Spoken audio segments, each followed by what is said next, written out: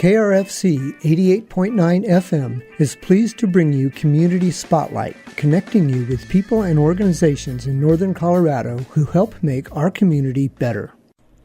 Hi, this is Casey, and in the studio today I have Ruby Gibson, and she's going to tell us about her organization and what she does. How you doing today, Ruby?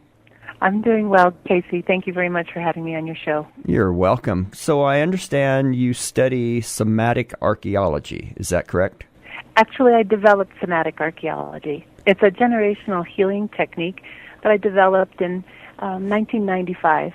And we use it to help people work through issues that they've inherited from their families. And we have training programs that we provide nationally, and we also do private sessions. You can visit our website, somaticarchaeology.com, to find out more information. But we're looking for cause and effect and how we unconsciously live out the effects of our ancestors and our family traditions that have become embodied in our physical form. So kind of give us a little background about what exactly is somatic archaeology then. Well, somatic relates to the body, and archaeology obviously to the uncovering of our past. And we find that our body is like a warehouse of information, and it can store all sorts of details and experiences from our ancestors, some of those unconscious and some conscious. There may be things we inherit from our ancestors that we like and that actually serve us. But some of the things that people inherit from their ancestors can be problematic or create limitations in their life, especially for people who have repetitive circumstances where they're repeating certain patterns over and over again, such as addictions or relational issues.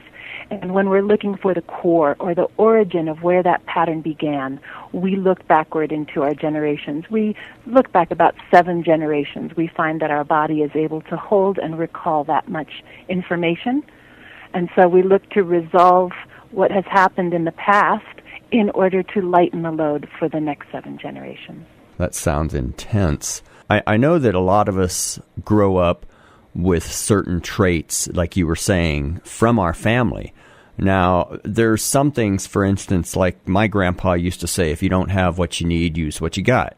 That's one of those little cliche sayings that I was raised with that now I am looking forward to using in my own daily life is, if I don't have what I need, I use what I got.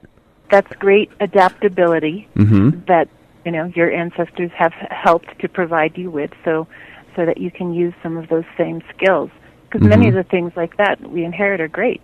They help us a lot. And then, the other side of that is maybe some limitations. Like now, for instance, say if a parent was an alcoholic, is that something that can manifest it into your own life? Yes, I work with a lot of youth, and that's one of their questions is, if my mother was an alcoholic or my grandfather was an alcoholic, does that mean that I'm going to be an alcoholic? And we work with youth to help them unravel the cause and effect of those types of things so they don't have to continue living a pattern that is not healthy. I understand you have an event coming up.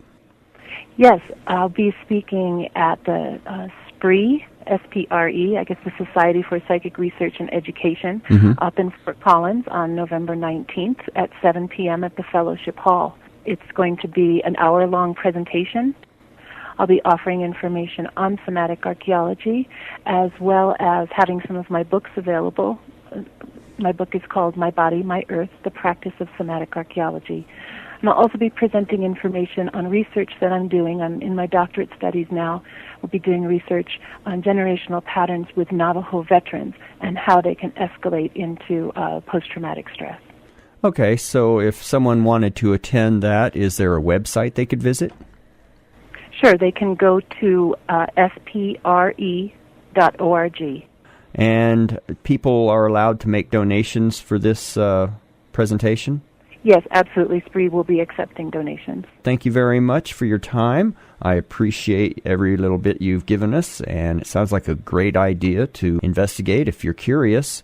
Again, this has been Ruby Gibson, and she is with Somatic Archaeology. Thank you very much for your time. Thank you, Casey. You as well. You have been listening to KRFC's Community Spotlight. Thank you to all those who work to bring you this local look at our community. To submit an idea for the show, visit our website at krfcfm.org and click on Community. And the sun